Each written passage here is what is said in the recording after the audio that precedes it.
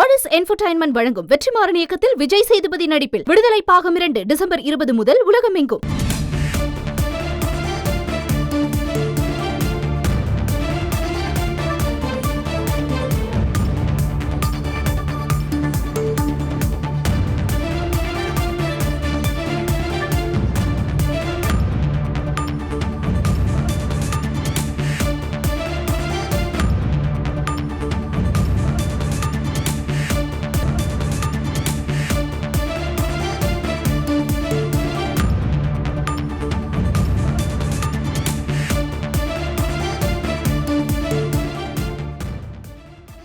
அதிமுக பொதுச் செயலாளராக எடப்பாடி பழனிசாமியை அங்கீகரித்த முடிவை மறுபரிசீலனை செய்ய தேர்தல் ஆணையத்திற்கு உத்தரவிட வேண்டும் என்று சென்னை உயர்நீதிமன்றத்தில் ஒரு வழக்கானது தாக்கல் செய்யப்பட்டிருந்தது. இந்த வழக்கு தற்பொழுது தள்ளுபடி செய்யப்பட்டிருக்கிறது. இது தொடர்பான முக்கிய செய்தியை நாம் பார்த்து வருகிறோம். தொடர்ந்து கூடுதல் விவரங்களை வழங்க இணைகிறார் எமது செய்தியாளர் சுரேஷ். சுரேஷ், வணக்கம். இபிஎஸ்க்கு எதிரான இந்த வழக்குடைய முழு பின்னணி என்ன? தற்பொழுது என்னென்ன காரணங்கள் முன்வைத்து இது தள்ளுபடி செய்யப்பட்டிருக்கிறது? வணக்கம்.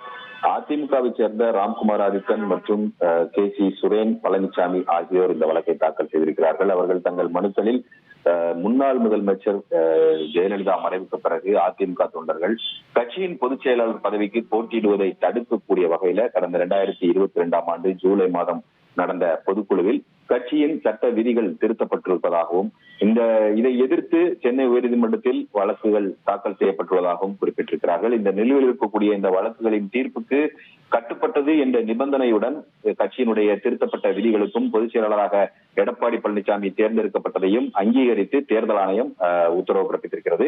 இந்த உத்தரவை மறுபரிசீலனை செய்ய வேண்டும், இந்த முடிவை மறுபரிசீலனை செய்ய வேண்டும் என்ற கோரிக்கையை முன்வைத்து பல்வேறு விண்ணப்பங்கள் அளித்த போதும் அவற்றை தேர்தல் ஆணையம் பரிசீலிக்கவில்லை என்ற ஒரு குற்றச்சாட்டை மனுக்களில் முன்வைத்திருக்கிறார்கள். கட்சியினுடைய எதிர்காலம் மற்றும் தொண்டர்களின் உரிமையை பாதுகாக்கக்கூடிய வகையில தேர்தல் ஆணையம் இந்த அதிமுகவின் திருத்தப்பட்ட அந்த விதிகளை அங்கீகரிக்க கூடாது, அங்கீகரித்ததை மறுபரிசீலனை செய்ய வேண்டும். அதே போல பொதுச் செயலாளராக எடப்பாடி பழனிசாமியை நியமனத்தை அங்கீகரித்ததை மறுபரிசீலனை செய்ய வேண்டும் என்று அளித்த மனுக்களை பரிசீலிக்கும்படி தேர்தல் ஆணையத்துக்கு உத்தரவிட வேண்டும் என்ற ஒரு கோரிக்கை இந்த மனுவில் முன்வைக்கப்பட்டிருக்கிறது. அப்படி பரிசீலிக்கும் போது நேரில் இது சம்பந்தமாக விளக்கம் அளிக்கவும் வழக்கு ஆவணங்களை அளிக்கவும் தங்களுக்கு வாய்ப்பு வழங்க வேண்டும் என்று தேர்தல் ஆணையத்துக்கு உத்தரவிட வேண்டும் என்ற ஒரு கோரிக்கையும் அந்த மனுவில் முன்வைக்கப்பட்டிருக்கிறது.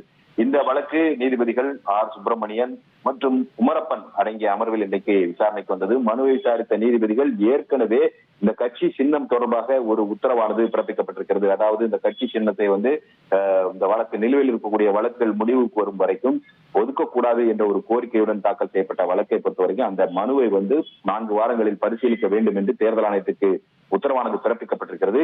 தற்போது அந்த உத்தரவின் அடிப்படையில் தற்போது இந்த வழக்கானது தாக்கல் செய்யப்பட்டிருக்கிறது. இந்த வழக்கு வெறும் விளம்பர நோக்கத்துக்காக தாக்கல் செய்யப்பட்டிருக்கிறது என்று கூறி இந்த வழக்கை தள்ளுபடி செய்து நீதிபதிகள் உத்தரவிட்டிருக்கிறார்கள். நன்றி சுரேஷ், உங்களோட விரிவான தகவல்களுக்கு. ஆரிஸ் என்டர்டெயின்மெண்ட் வழங்கும் வெற்றிமாறன் இயக்கத்தில் விஜய் சேதுபதி நடிப்பில் விடுதலை பாகம் 2 டிசம்பர் 20 முதல் உலகமெங்கும்.